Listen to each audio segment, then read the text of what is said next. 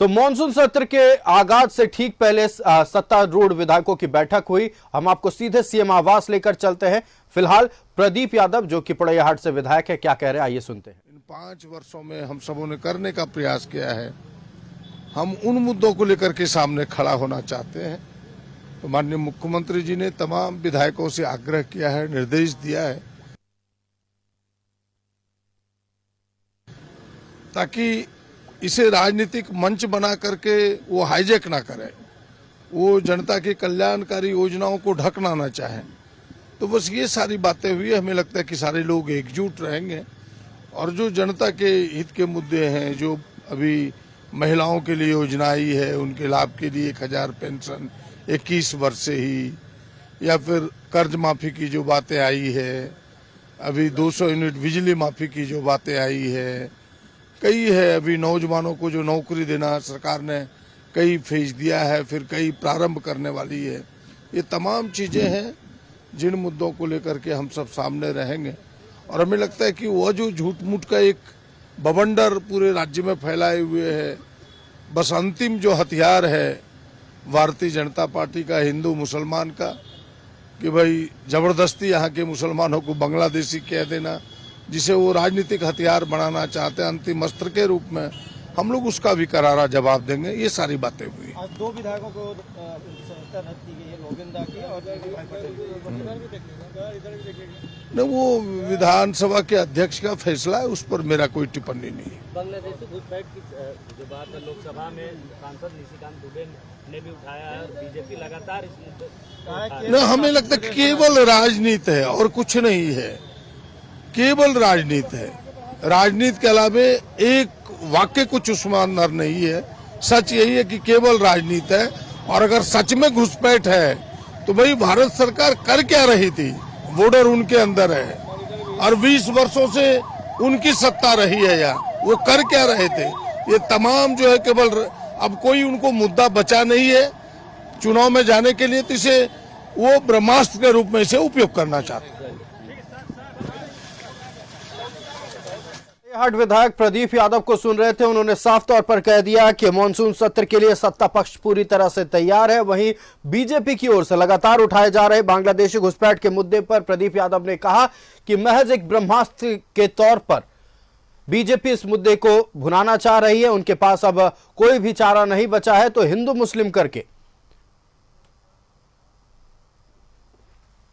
मुस्लिम करके चुनाव लड़ना चाहती है। तो लगातार सत्ता पक्ष के जो विधायक हैं बीजेपी पर हमलावर हैं और बीजेपी की ओर से लगातार उठाए जा रहे बांग्लादेशी घुसपैठ के मुद्दे पर भी करारा जवाब देते नजर आ रहे हैं। आपको बता दें कि मानसून सत्र से ठीक पहले आज शाम मुख्यमंत्री हेमंत सोरेन के आवासीय कार्यालय में सत्तारूढ़ विधायकों की बैठक हुई। इस बैठक में मानसून सत्र को लेकर चर्चा हुई, साथ ही विपक्ष की ओर से उठाए जाने वाले सवाल के जवाब को लेकर रणनीति तैयार की गई। साथ ही मानसून सत्र के दौरान विधेयकों को जिन्हें पारित करना है उस पर भी चर्चा हुई है।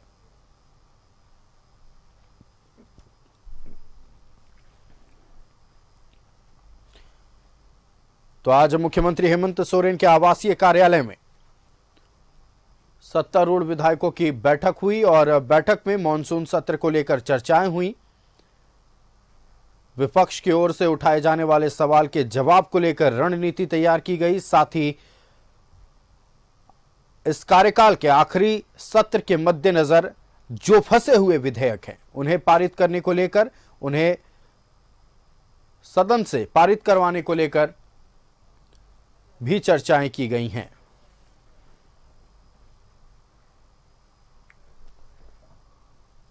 मानसून सत्र को लेकर सत्ता पक्ष की बैठक हुई। इस बैठक की अध्यक्षता मुख्यमंत्री हेमंत सोरेन कर रहे थे और इस बैठक में मानसून सत्र को लेकर रणनीति बनाई गई। साथ ही बीजेपी की ओर से उठाए जाने वाले सवाल को लेकर क्या जवाब देना, इस पर भी रणनीति बनी है। चूंकि इस सरकार का ये आखिरी कार्यकाल है, माफ कीजिएगा, इस सरकार का कार्यकाल है और ये आखिरी सत्र होने वाला है। आखिरी सत्र में कई जो विधेयक फंसे हुए हैं उन्हें पारित कराने को लेकर भी चर्चाएं की गई हैं।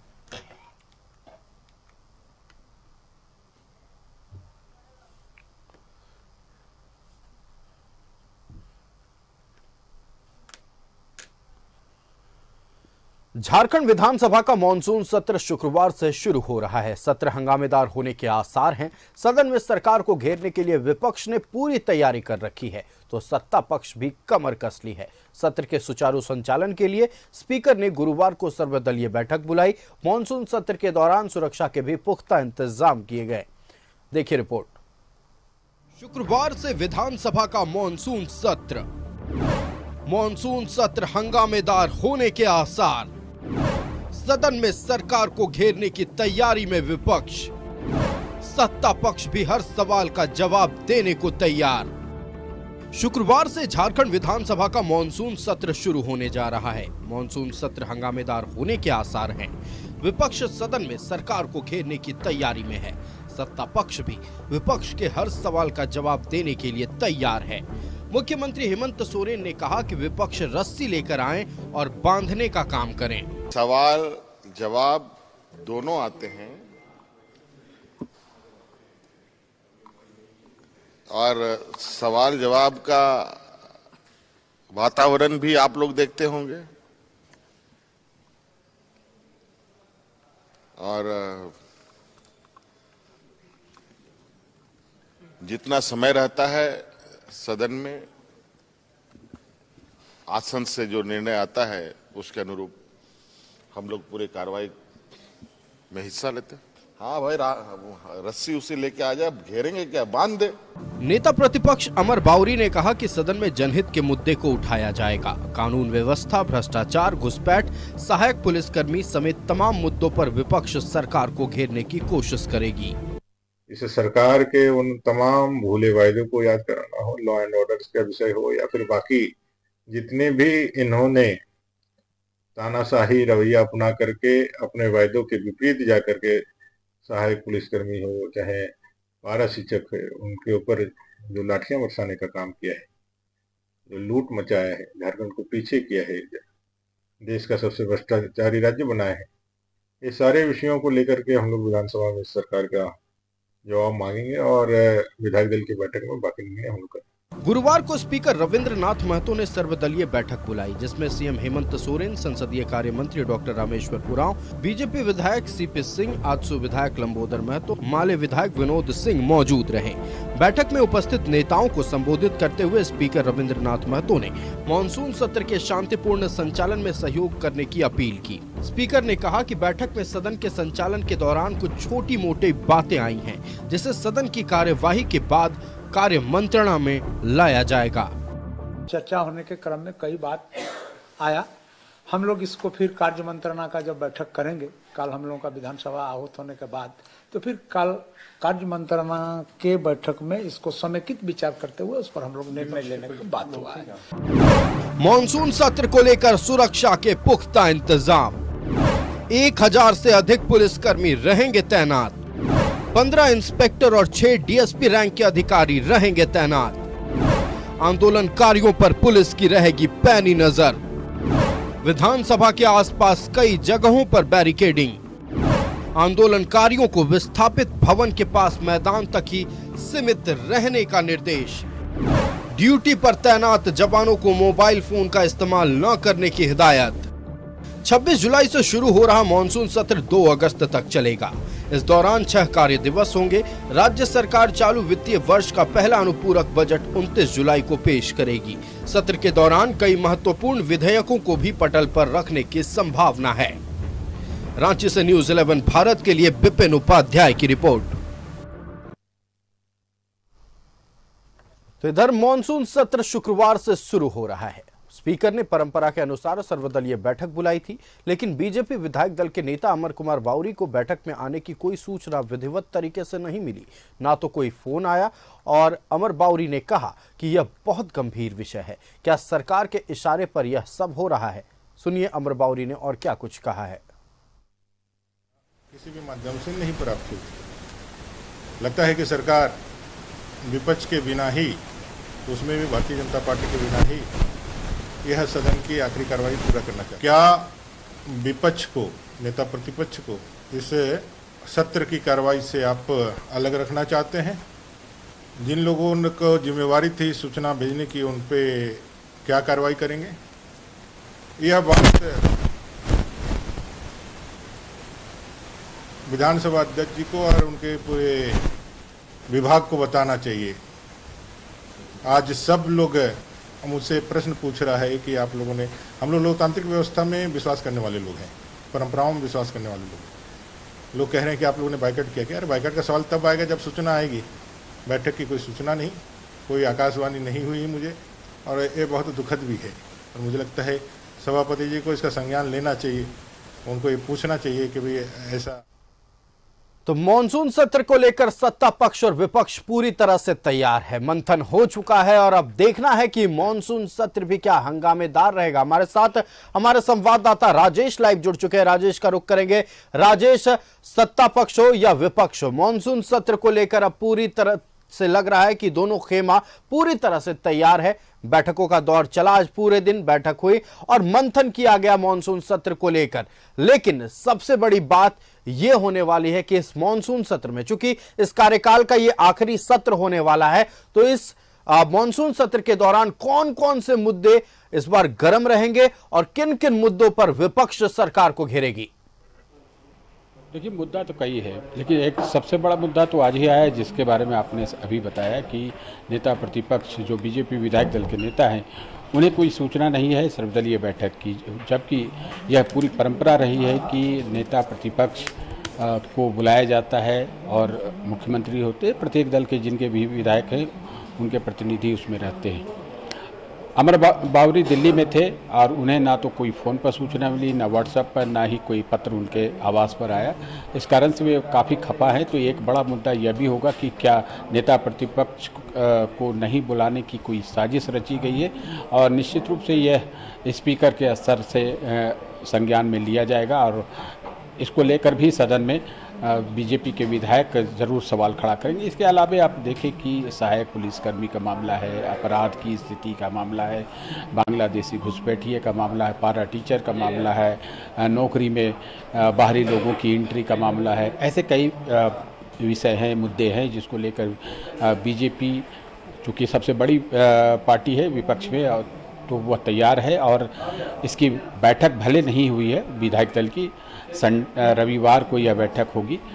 चूँकि कल से तो सत्र शुरू हो रहा है, कल कतिपय औपचारिकता के बाद सदन की कार्रवाई स्थगित हो जाएगी, तो सोमवार की पूर्वाह्न 11 बजे कार्रवाई शुरू हो पाएगी। तो ऐसे में साफ तौर पर पता चल रहा है कि जो विषय मैंने अभी बताया कि ये मुद्दे हो सकते हैं, बीजेपी विधायक दल की बैठक में इस पर रणनीति बनेगी और सदन के अंदर और सदन के बाहर क्या रणनीति अपनाई जानी है और किस मुखरता के साथ विपक्ष इन मुद्दों को उठाएगा, ये सारी रणनीति बनेगी। लेकिन साफ तौर पर पता चल रहा है कि यह बजट भी हंगामेदार होने वाला है।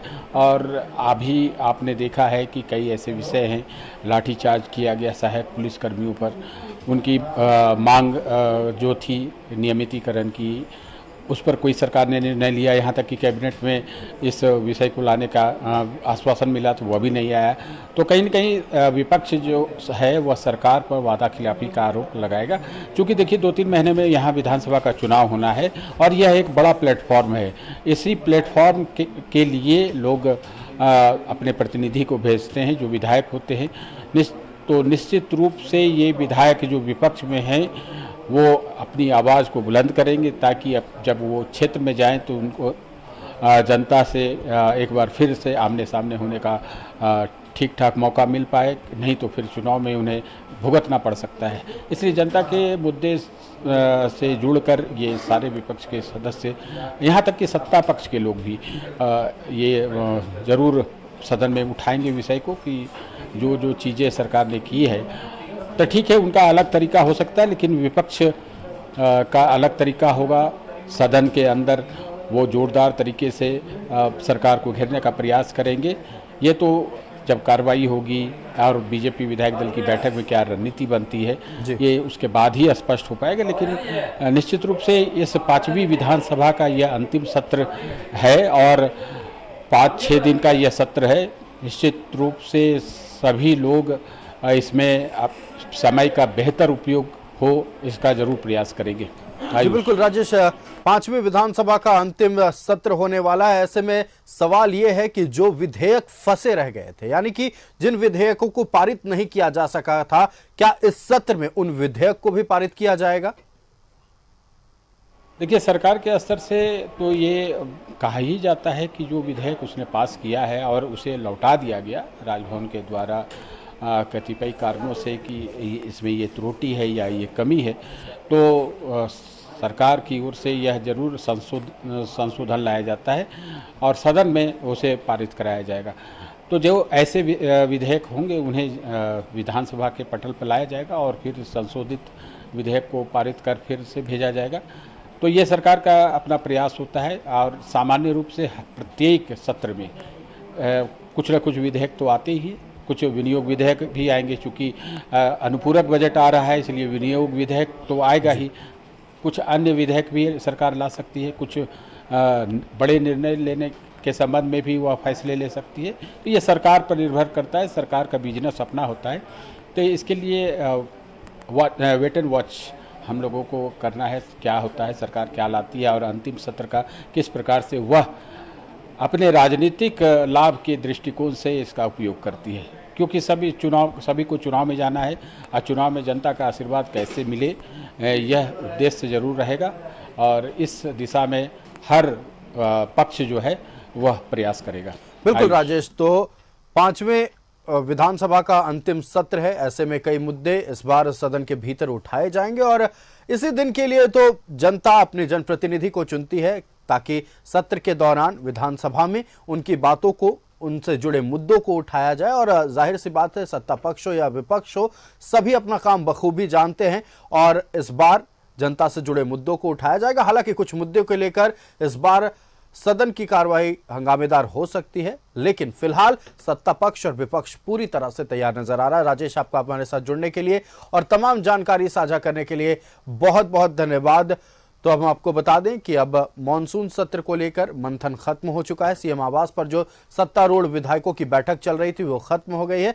रांची के कांके रोड स्थित मुख्यमंत्री आवास पर सत्ता पक्ष के विधायकों की बैठक चल रही थी और वो बैठक अब बैठक खत्म हो गई है। बैठक में सत्ता पक्ष के तमाम विधायक मौजूद थे। आप तस्वीरें देखिए, एक्सक्लूसिव तस्वीरें न्यूज़ 11 भारत आप तक पहुंचा रहा है।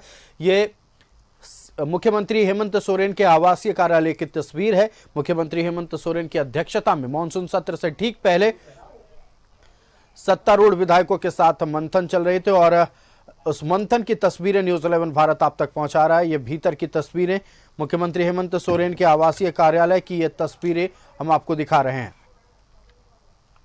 एक्सक्लूसिव तस्वीरें न्यूज़ 11 भारत के स्क्रीन पर। आपको बता दें, मॉनसून सत्र से ठीक पहले सत्तारूढ़ विधायकों की आज बैठक मुख्यमंत्री हेमंत सोरेन के आवासीय कार्यालय में हुई और इस दौरान कई मुद्दों पर चर्चा की गई। साथ ही सत्र के दौरान विपक्ष की ओर से उठाए जाने वाले सवालों के जवाब देने को लेकर भी रणनीति बनाई गई है।